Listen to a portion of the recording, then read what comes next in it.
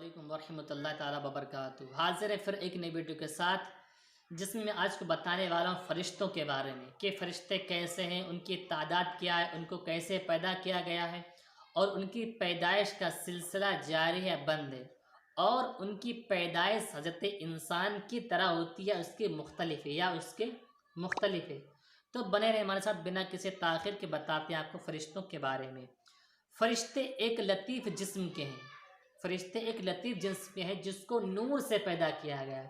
فرشتوں کو نور سے پیدا کیا گیا ہے، اور اللہ نے ان کو یہ قدرت بخشی ہے کہ جو چاہے وہ شکل اختیار کر سکتے ہیں۔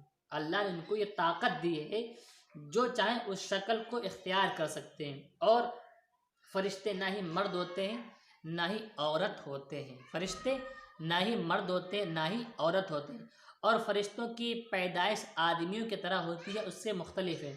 تو بتاتے ہیں فرشتوں کی پیدائش جو ہے وہ ہماری پیدائش سے مختلف ہے۔ جی ہاں، وہ اللہ تعالیٰ فرماتا کن، یعنی ہو جائے۔ کن ایک عربی کا لفظ ہے، اس کے معنی ہو جا، فیکون تو وہ ہو جاتے ہیں۔ رب فرماتا کن فیکون، ہو جا تو وہ ہو جاتے ہیں، تو وہ ہو جاتے ہیں۔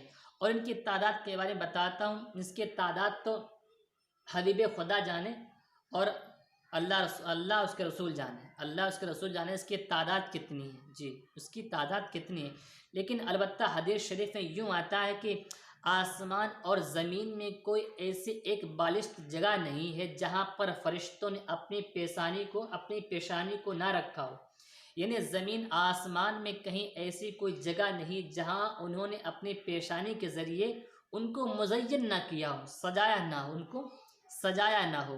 لیکن آپ کو اور بتاتا چلوں کہ ساری مخلوقات میں اگر کسی کی تعداد زیادہ ہے تو فرشتوں کی تعداد زیادہ ہے۔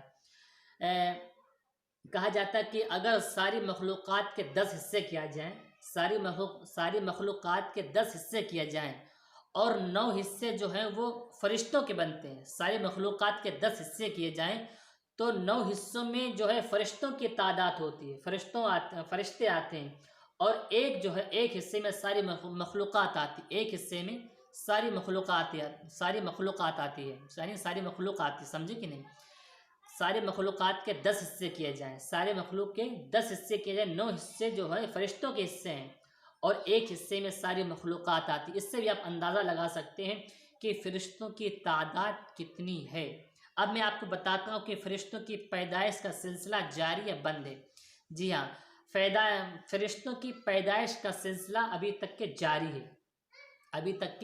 جاری ہے، کیونکہ عرش احد شریف میں عرش اعظم کے داہنی طرف ایک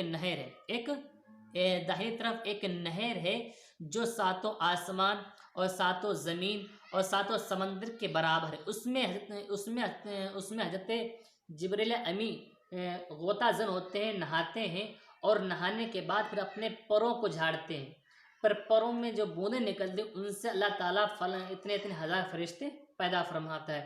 اور دوسری حدیث شریف میں یہ بھی ہے کہ چوتھے آسمان پر ایک نہر حیات ہے، اس میں حضرت جبریل علیہ السلام غوطہ زن ہوتے ہیں، ڈبکا لگاتے ہیں، اور غوطہ زن ہونے کے بعد نکلتے ہیں، اس نہر سے نکلنے کے بعد اپنے پروں کو جھاڑتے ہیں۔ پھر ہر روز یہ معاملہ ہوتا ہے، ہر روز نہاتے ہیں، پھر پروں کو جھاڑتے ہیں، اس میں سے قطرے نکلتے ہیں۔ وہ قطرے کتنے؟ ان قطروں کی تعداد 70,000 ہے۔ ہر روز نہر میں نہاتے ہیں اور ان کو پروں کو جھاڑتے ہیں، پروں کے جھاڑنے کے بعد جو قطرے بنتے ہیں وہ 70,000 بنتے ہیں، اور ہر قطرے کے بدلے ہر قطرے سے ایک فرشتے کو پیدا اللہ تعالیٰ فرماتا ہے۔ ہر قطرے سے اللہ تعالیٰ ایک فرشتے کو پیدا فرماتا ہے۔ تو آپ ایسے بھی اندازہ لگا سکتے ہیں کہ روز فرشتوں کی پیدائش 70,000 ہوتی ہے۔